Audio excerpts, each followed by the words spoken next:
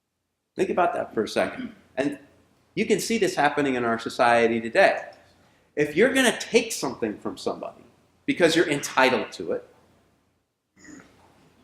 so from a psychological standpoint, is it easier for you to take from somebody who's a good person and who has earned the money that they're spending, or is it easier to take from somebody who you think is a jerk and doesn't deserve it? First. So what you see happening in societies that are based on collectivism is people will say, those people are bad. They didn't earn their money. I want to take some of that money for me, so they're jerks. That is what justifies my confiscation of their wealth.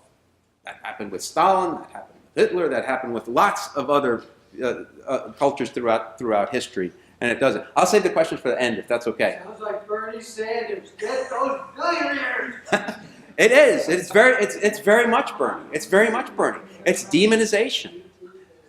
Because demonization makes it easier for people to then confiscate that which they think that they're entitled to. See, all of these different concepts of morality are weaved together in a very important way.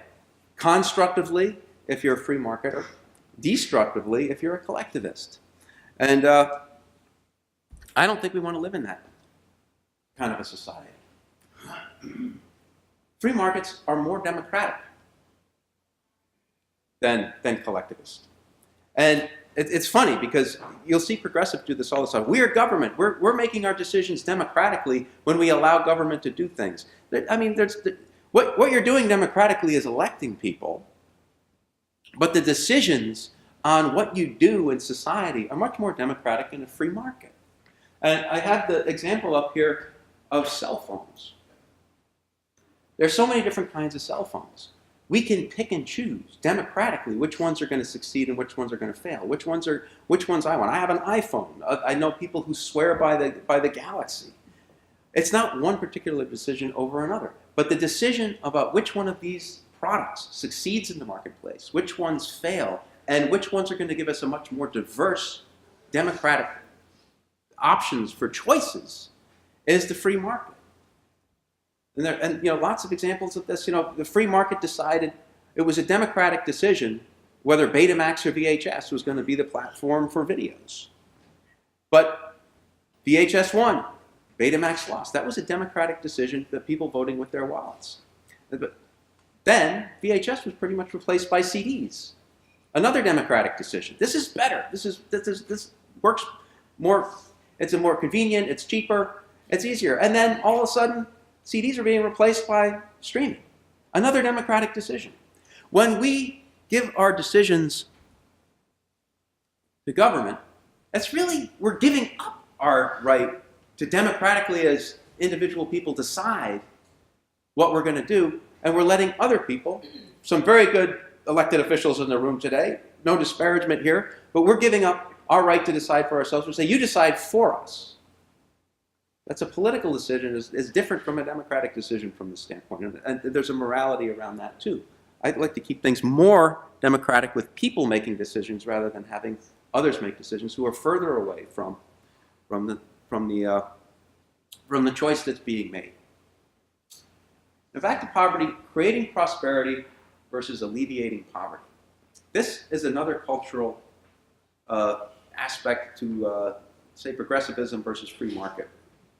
I'm reading in the middle of a really good book now called The Prosperity Paradox, and they talk about this, which is why I added this slide.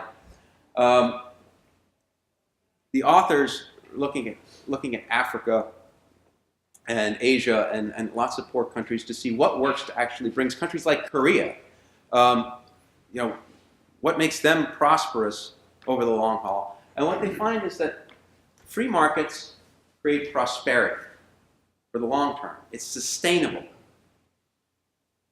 The more progressive approach about alleviating poverty doesn't work. Alleviating poverty is basically giving somebody something. In the opening chapters of this book that I'm reading, they talk about this guy, two different people in Africa, entrepreneurs in Africa. One starts a nonprofit to put wells into all of these communities that don't have drinking water. And he raises money to do it. He puts in the wells, and then a month later he gets a call that says the well broke. Well, he doesn't have any more money. He hasn't raised any more money. The people who gave him the money have moved on to the next thing. So he can't fix the well. He goes into one of the towns that he did it. He sees his well is working, and he looks over there. There's another well that had been built 5 years ago that's been abandoned. It's not sustainable. When you take the approach to poverty of alleviating poverty, as the authors of the book point out, I think really good insight, you're treating poverty as if it is a chronic disease. Chronic diseases are never cured. But when you take the approach of creating prosperity, you fix the underlying cause and you cure the disease permanently. That's what Korea did, or South Korea did as opposed to North Korea. That's what Japan did after World War II. All these communities, what the United States did. The United States used to be an impoverished nation. It was free market capitalism that raised the standard of living in this country as well. So it's the classic teach a man to fish argument, but it's not one that I think that we should readily abandon. And I always hold this up as hope. I love this. When I go to the college guys today and I show them Bono from U2, they don't know who he is anymore. So I'm glad we've got a little bit of age in here where they know. But Bono of U2 for years and years and years he did the Live Aid concerts. He took that first approach, the alleviate poverty approach, and after years and years of doing this, he finally came to the realization that in this quote, but commerce is real. Aid is just a stopgap. Commerce, entrepreneurial capitalism takes more people out of poverty than aid. Of course we know this. But of course, we don't all seem to know this. A lot of people have forgotten. Whoever raised the hand in the back there and said Bernie Sanders, I think he's one of the ones who've forgotten it. This is what capitalism does. It permanently fixes the problem. And we can be a little cynical about this, and allow me to be for just 1 second. This was a quote that when I first started working at the Ethan Allen Institute, it was 5 or 6 years ago, this quote is what really set me off on my first month. This was Vermont's 2010 Person of the Year said this. So this is a 30-year employee of the Vermont Department of Health and Human Services. Said people are kept in poverty because of the economic system we have. In order for capitalism to survive, you need poverty. I mean, that is the most utterly false statement that you could possibly utter. And this is the Person of the Year in our state saying this. Poverty, if you're a capitalist, having your neighbor be living in poverty does not help you. If you are selling snow shovels, if you're selling computers, if you're selling running shoes, you need your neighbor to be able to afford to buy whatever it is you're selling. That's how people come together and create mutual prosperity. Capitalism does not need poverty. Capitalism lifts people out of poverty. And it lifts people out of poverty because of the moral culture that I've described earlier in my presentation. But there is something that does need poverty. Oh, I got ahead of myself. There is a culture that does need poverty, and that is the collectivist. If you're alleviating poverty rather than creating prosperity, you have a market for people who are poor, because that's your job, is to alleviate their poverty. You're creating a permanent underclass when you do that. And that permanent underclass becomes a voting bloc. It becomes your ticket to a salary. It's not capitalism that needs poverty. It's government. It's a sustained government bureaucracy that deals with poverty, that tries to alleviate poverty, that needs it, not capitalism. Capitalism lifts people out. I want to give a practical example here, particularly since we're always struggling to get young people to understand what it is we're fighting for and why they should join our fight, and it is Uber versus the medallion taxi service. Everybody know what Uber is? Okay, we don't have it very much here, but Uber is basically the new way to ride serve. My kids use this all the time. I've used it once, and because we have one person who does Uber and stuff, but basically it's a ride platform. This is a capitalist, free market solution to ride sharing. How do I get from point A to point B? I don't have a car, I need a ride. Uber comes up. If you've got a car and a smartphone, you can be an Uber driver. You don't need a whole lot of capital to break in. You don't need you don't need a lot of money. You do need some. You just need a car and a smartphone, and you can be an Uber driver, and you can make money doing this. The medallion taxi service. These things in New York City can cost nearly $1 million in order to drive a cab. That's a heck of a lot more capital necessary than just having a smartphone and a serviceable car. So the barrier to entry here is usually it's extremely high. This is socialist because government owns these things. Government determines who gets a taxi medallion. And the cost, as I said, about $1 million. So only very wealthy people can afford to buy the taxi medallion. Now, the driver may not be the one who owns a taxi medallion. Somebody else does. They have to work for them. Whereas the Uber driver is an entrepreneur. Controls his or her hours, when you want to work, how often you want to work. Is it a part-time thing? Is it a full-time thing? You're in control. You're not in control here. But look at the left-wing governments that are trying to put Uber out of business in favor of what is a government-controlled monopoly. If you're a young person, why would you support people who are keeping this antiquated? It is less efficient. It is less democratic. I mean, I was talking about democracy and things. All of these things that we do on our smartphones now. You go to a restaurant. How many reviews do you have?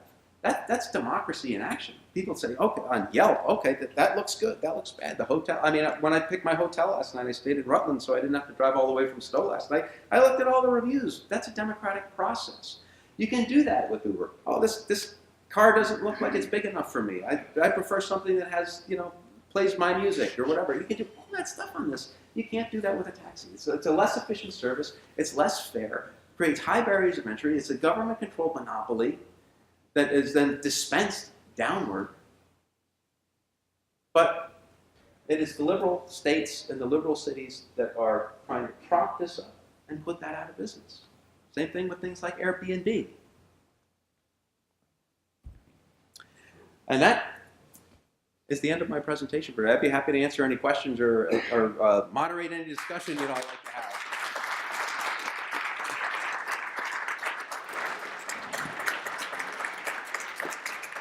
Zach, you have a question? Well, thank you, Rob, for being here and sharing this information with us, and sad that there aren't many other millennials that are here watching this. My question is something to the effect of the NYSE. What I've been seeing is there's been this perpetual desire for certain spectators and things like that, and lobbyists that have been mingling and getting involved with the stock exchange, and I keep hearing that volatility is the new norm. I'm not entirely certain what they mean by that when they say that we have all this volatility, where one minute you have a skyrocket or a surplus, and this stock the next day it's somewhere in the red. So I'm wondering if there is any connection that has to capitalism versus what you're talking about in terms of collectivism, if the NYSE is being controlled. I'm not sure I know enough about the situation you're describing to answer your question. Okay. So I don't mean to. That's all right. Bag it, but That's okay. but I don't think I can talk about the lobbyists. Okay. Hey, Doug. Yes, role of either a legislator or a government is to help free markets thrive by limiting basically monopolies and trade practices which would restrict somebody from getting into the game a little earlier rather than later. Yeah. Can you elaborate on that?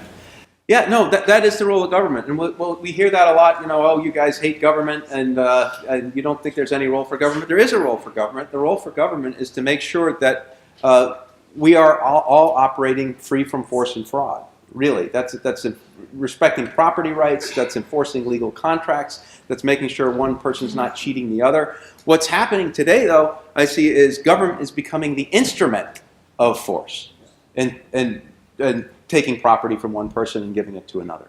And that is, I think, a corruption of government and its proper role in a society. It's not the moral role. The moral role for government is to, as outlined in our Declaration of Independence, we hold these truths to be self-evident, that all people have inalienable rights to life, liberty, pursuit of happiness, and the reason we form governments is to protect those rights. So our founding fathers nailed it. the first time. That answer your question? Anyone else? Zach again. One thing that I guess I don't understand with the Socialist Party is that it seems to me that they're trying to make it illegal for the middle class to survive, or for the so-called 1/10 of the 1% to survive, and that they're trying to, as you mentioned earlier, redistribute the wealth disproportionately. Is there any way that we can counter that, as outnumbered as we are?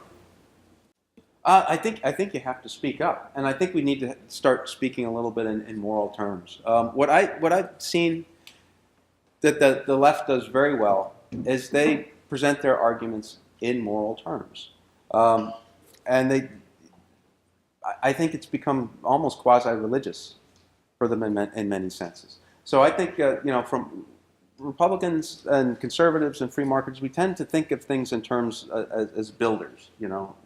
We're engineers, we're carpenters. You got a problem, we want to solve it. We don't put things in moral terms as often as we should, and that's why I give this presentation here, to give people hopefully some thoughts about how to present things to people that will reach their hearts and say, yeah, that's a code that I want to live by. I want to live in a society where people treat each other with respect because they know one another, because they have to in a capitalist society where we everything's consensual, where I have to know my neighbor and my neighbor has to know me if we're going to get along.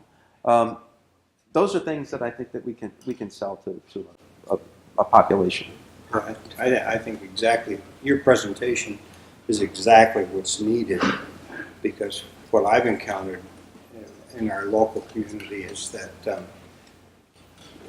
people will relate to this kind of thing, but everything seems nowadays is made an issue, and when we make issues, we create complexities that people they tune out because they don't understand it, for one thing. But I've been able to focus on things like property rights and very basic things like this, only you did a much finer job than I could do. But there's a vast number of people out there that can relate to that, and I think they do, and I've seen evidence of it and support from it in our community. I think we need to do a lot more of this type of thing. I know your dad, when he ran, and when he debated Bernie, I got all excited because he said a lot of things that I could relate to. That wasn't my father. That was. I'm sorry. That's okay. I didn't have my glasses on when I looked. But anyway, what was I saying? But anyway, he did capture my attention, and there's a lot of people out there that would focus more on what's going on if we went and grabbed their attention with some basic information as to why things are going off the rails. I don't think we need to spend quite so much time on all the issues. Yeah. I mean, that's just my observation. Good thought. Thank you. I appreciate it. Thanks for everybody for coming out.